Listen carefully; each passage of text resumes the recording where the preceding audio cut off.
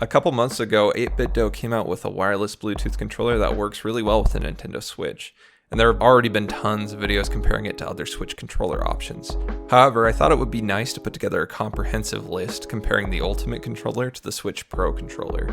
So let's see how they stack up.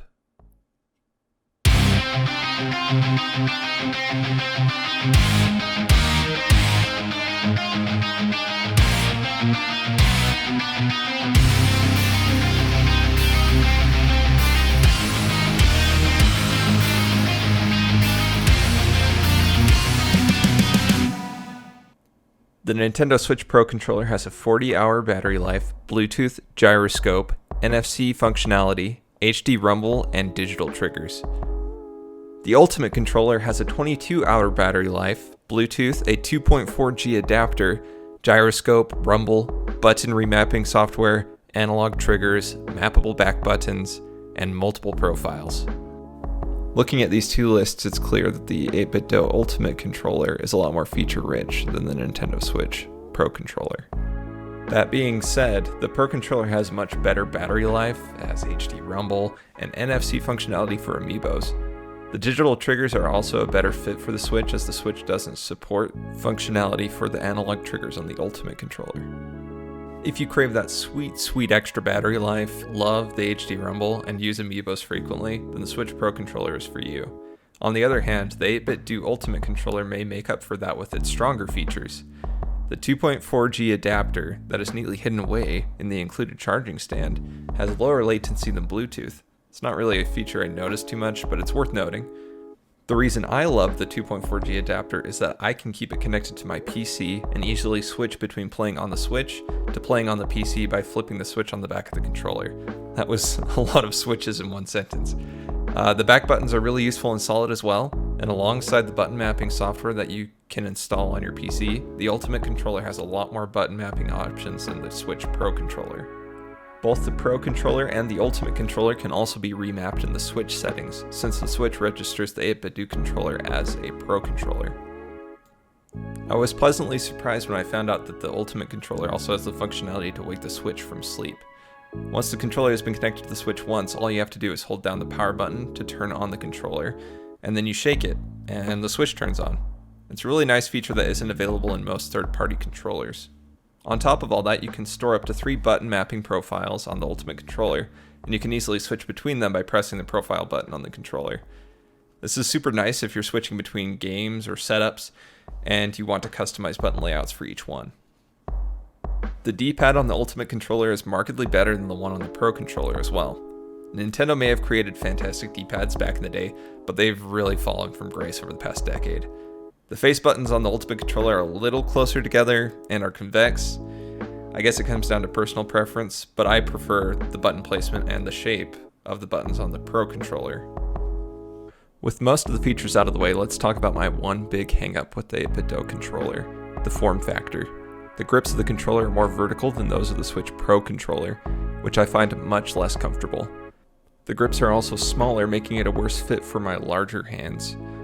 When I reach for the right thumbstick, I have to move my palm away from the grip so that the tip of my thumb can reach the stick, otherwise my knuckle lands on it. So that also goes for the other half of the controller if I reach for the D-pad with my left thumb.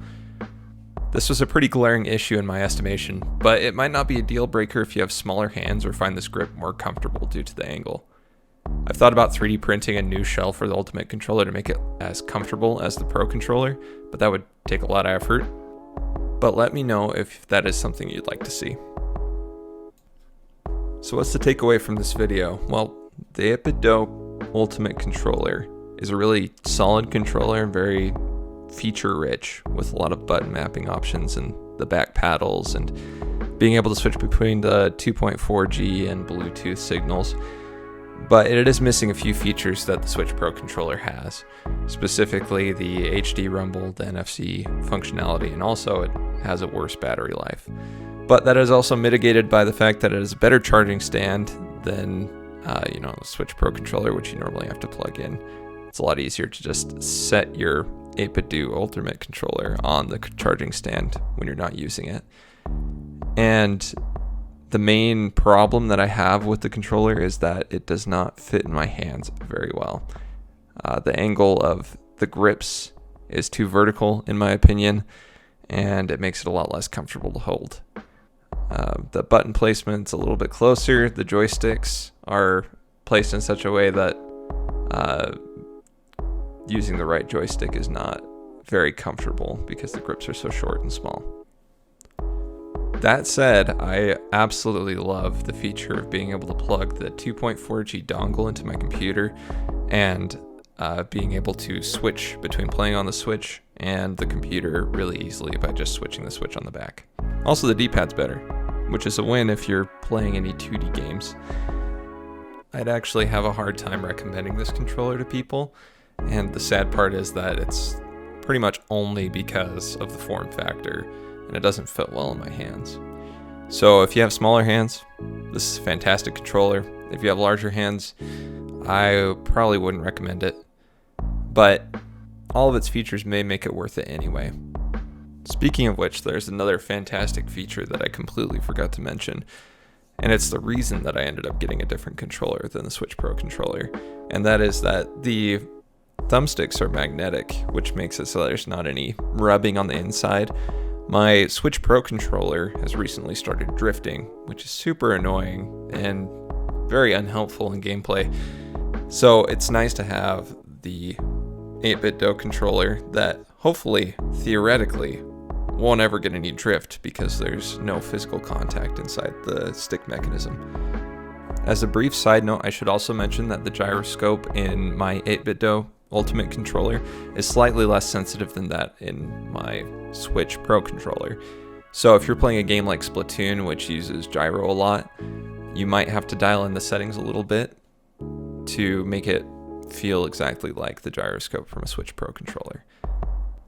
Thank you so much for watching. This is my first real YouTube video on this channel, and it's my first real experience using editing software and also doing voiceover. So let me know how it went, let me know what you liked, and let me know if this was helpful at all to anybody that's looking into buying the 8bitdo Ultimate controller. So thanks again for watching, and I hope that you all have a good one.